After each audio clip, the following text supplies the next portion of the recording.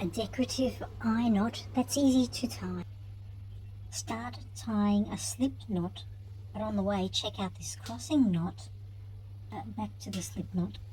Pull this segment of the working end through and to the outside of the crossing point side. Pass the working end through the slip loop and under the newly formed letter X shape.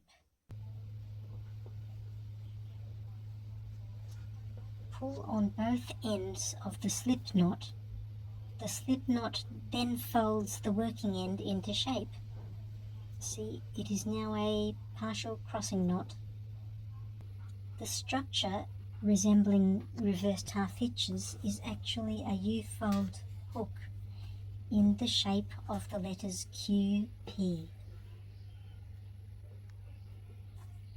A striking cross shape at the back.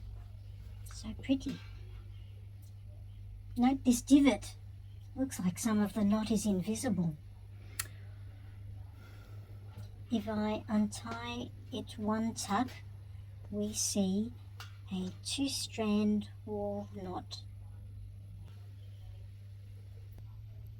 So our eye knot today is a 2-strand wall lanyard knot, locked by returning the tail around the standing part and following back alongside the returning eye leg. We'll just name this decorative eye knot the QP eye knot.